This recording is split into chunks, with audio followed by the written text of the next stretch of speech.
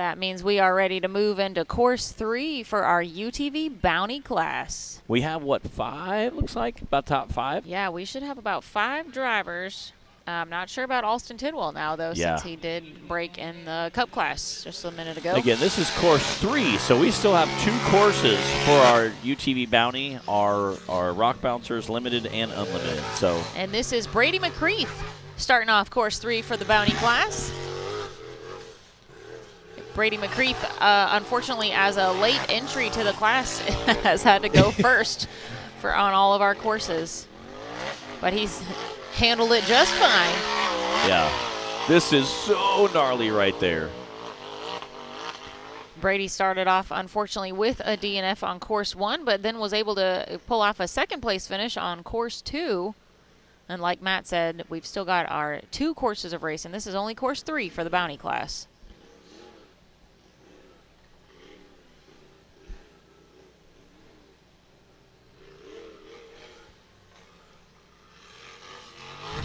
Coming down, getting set up again. You're coming straight down, turning, going right back uphill. Again, me and Brandon Davis were talking last night. He said that first one's kind of rough. He said that second one, though, is straight up and down. You literally just see sky for a minute, hoping that you land back hoping on all you went fours. Forward enough, not just vertical. I think Brady's got it figured out.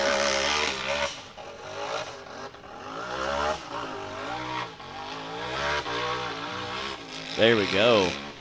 Again, even once you get past those dirt hills, that rock section is still pretty violent and pretty steep. Me and Nick Wright were walking it on Wednesday night, and it was it's pretty steep.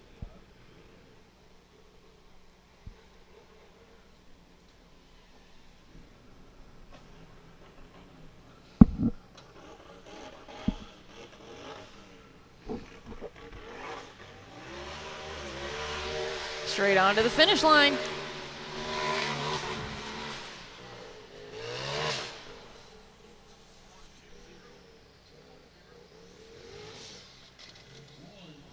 That's a 120.410. So 120.410. Nice job by Brady McCreath. It's always a good feeling to get somebody across the finish line for our Bounty class, because sometimes that is not the case. I know course 1, when we started out on Thursday, we had 3 DNFs and only 2 finishes. Yeah. So. And again, being the first guy to go, it's always kind of like you're kind of like guinea pig. So once the first guy goes, everybody else goes, oh, yeah, we can do that. He made it. We can do it. But if you have a DNF, first couple runs, we've had some courses where first 2, 3, 4 guys are DNFs, so then it kind of creates a little doubt, starts getting in your head, playing a little psychological, caution maybe. And so when you see that first guy come out and smoke the course, you go, okay, all right, now we're settled. He knocked it out, no big deal. Again, you can see all of our drivers packing in down around that race line starting gate, watching and waiting and having full of anticipation. Looks like they couldn't decide who wanted to go next. As Zach said yesterday, he's back there changing a CD. He's picking like his that. drive-out song. Yeah, I like that. All right, somebody's airing up a tire right now, it sounds like. Usually that means the tire's going to go low quickly, so they have a very... She sprung a leak. They have a very fast run because they have to finish before the tire goes flat. And I've seen guys literally, the small Milwaukee air compressors, they'll have it screwed to the tire, and they're carrying it next to the tires. They're driving to the starting line. They're holding it. Looks like we got Madison King up next. Her dad jogging in behind her. All right, clock is hot.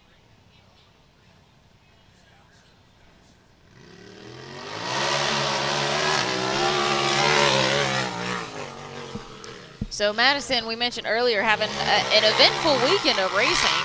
She had a rollover on course 1, did a little backflip, landed on her tires, and was able to keep going on course 2 and get a finish out of it. She also had a rollover in the Cup class. So we're going to see how she can handle course 3 now. Keep it on all 4, Madison.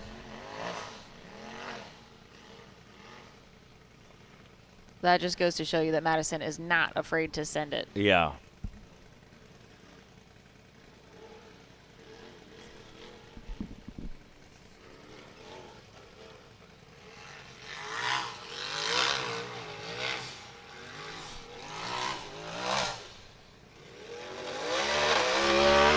There we go. And again, there is just such a fine line with those dirt hills of being, you know, you don't want to go too fast, you don't want to go too slow.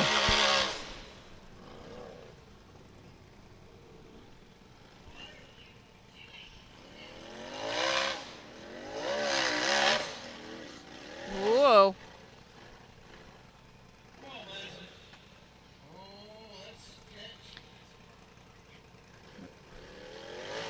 She's looks like trying to give us another Amsoil action shot right now. Getting a little squirrely there. You can see that back end starting to lift that front right tire.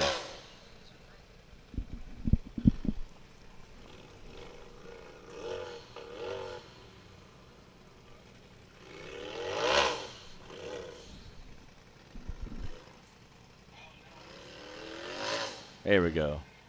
Getting it straightened up. Come on, get up there. Again, that is, you can see it kind of bellying out. The front wheels coming off the ground. That is a massive ledge there. Yeah, I'm looking at it on the screen and then turning around and looking at it in person behind me, and it looks like a completely different hill. Yeah.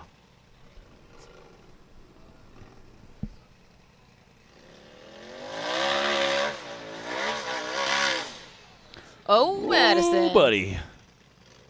Madison getting a little spicy out there.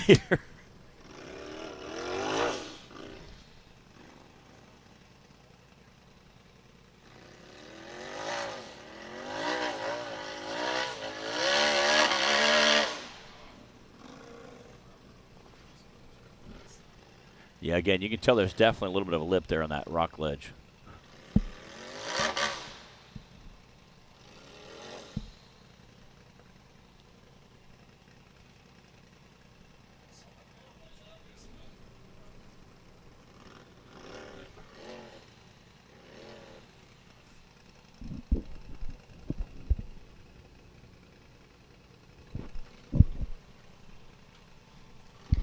All right, we do have a 5-minute time limit on the hill. I don't think she's getting close to it yet, but I know she's going to be wanting to make some forward progress pretty soon. Yeah, it seemed like a minute ago when she backed up to give it gas, it seemed like it wasn't really moving. I'm not sure if there's a transmission issue or.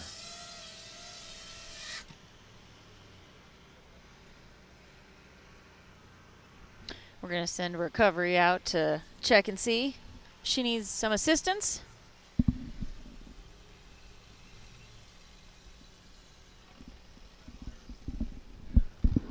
We got Matt Myrick first on the scene.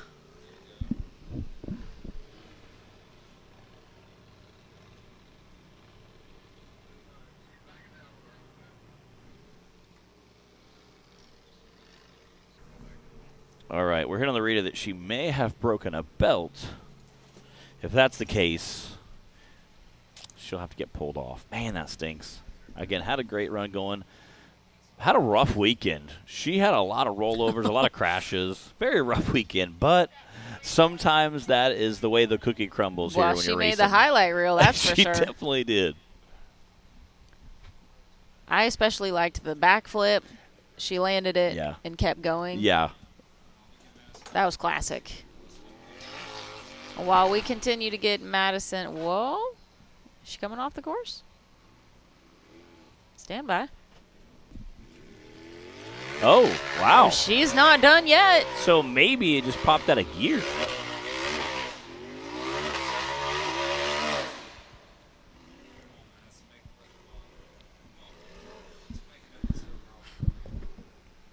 Again, Dad there helping her get it figured out.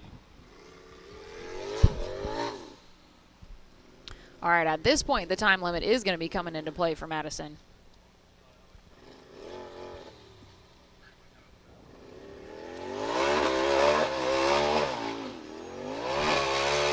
So for our time limit, since I brought it up, with that 5-minute time limit, which Madison is out of time now, but what we do is the driver has to, once you pass the 5-minute mark or whatever our time limit is for the course, they have to continue making forward progress. And if you have already crossed the time limit, but you've continued with forward progress and you cross the finish line, your run still counts.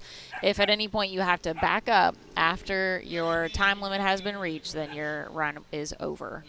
And unfortunately, Madison did reach her time limit right now. Yeah, which is heartbreaking. But if you know you're out of time and they're giving you the signal out of time, you know you have at least one good college try left to just send it with everything you have. So, and there's plenty of times we've seen that happen where, they do pass the time limit, but as long as they keep making that forward progress and get through the finish line without any more backing up, then it still counts.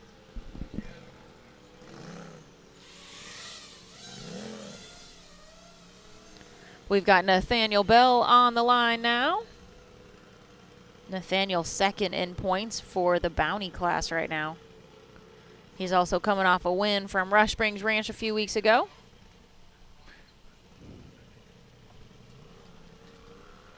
Looks like Madison's getting cleared off the course. Dad hopped on for a ride. Again, Nathan King we usually see out racing. I remember he was telling me he had something going on the same weekend that he couldn't get out of. And so hate to see him not out here. That General Lee wrap. Getting Nathaniel Bell, a previous season winner in the UTV Bounty class. Nathaniel had a second place finish on course 1 and a first place finish on course 2. So pretty good weekend so far for him.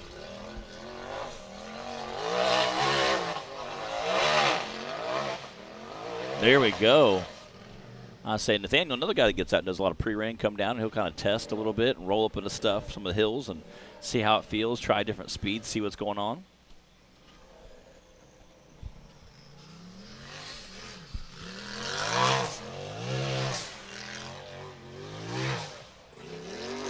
Nice.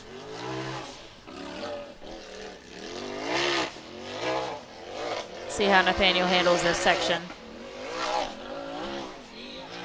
Like a champ.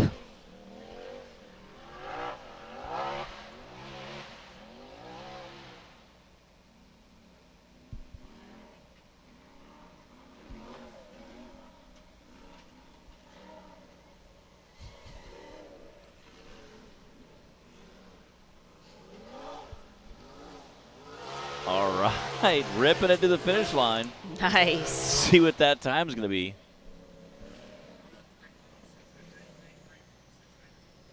.688 for Nathaniel Bell. That is our current fastest time here on course 3. Brady McCreath, our only other driver through the finish line so far with that 1:20. It looks like they got Alston Tidwell squared away.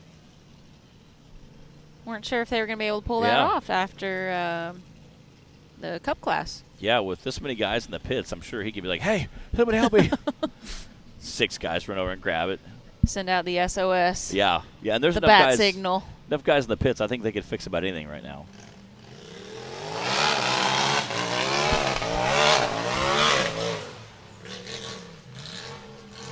Alston is third in points in the Bounty class. I know he's glad to be able to be back here for course 3, not have to take a DNF.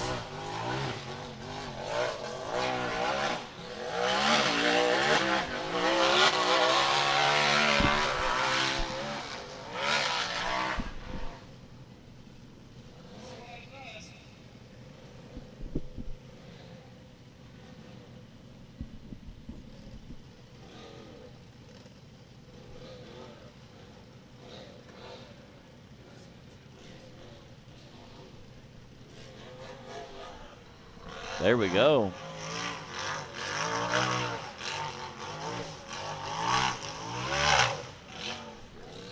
Get a nice, smooth transition there. Again, definitely has that lip dialed in.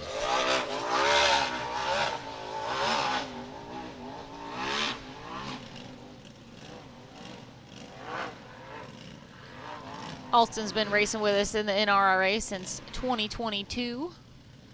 He says what got him involved was watching Bobby Tanner and Dale Larson in the Bouncers and Wild Wyatt Wilson in the UTVs. If you guys are newer to the sport and aren't familiar with those names, well, you just head on over to YouTube. You put Bobby Tanner, you put Dale Larson, Wyatt Wilson in there. Sit back and enjoy what you see.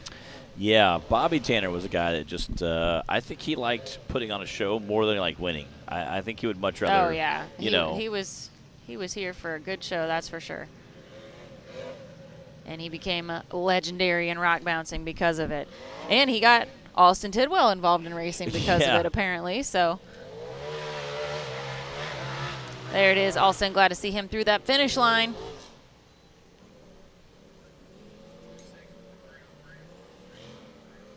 That's a 126.303 for Austin Tidwell. And that is Austin's first finish for the Bounty class. Wow.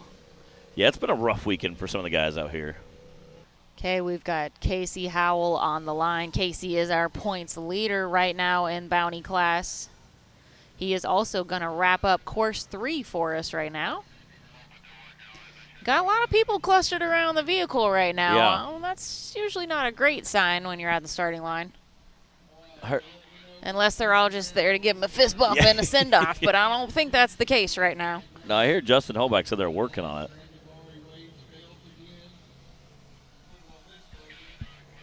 All right. It sounds like they're going to try to do a couple quick repairs to get him going 100%, and that way we can wrap up our UTV Bounty class. It looks like Casey Howell is ready for his run. This is our final go on course 3 here for UTV Bounty.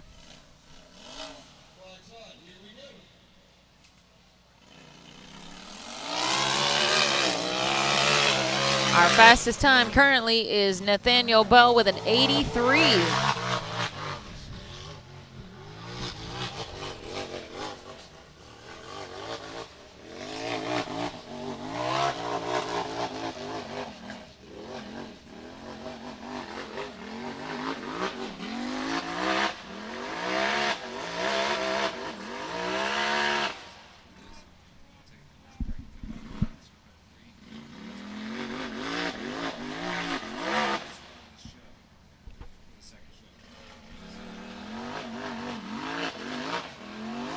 Come on, get up there.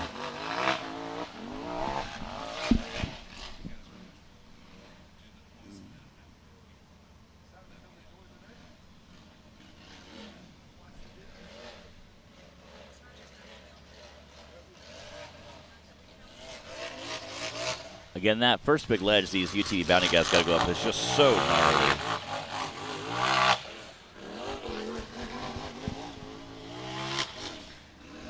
If you're just tuning in with us, this is our last driver for course 3 of UTV Bounty here at Wildcat. This is our final day of racing for the 2025 season.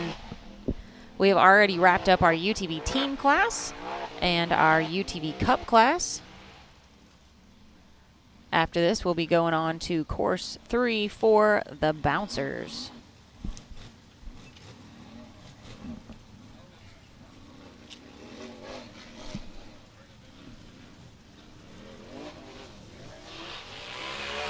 All right, let's check Casey's time.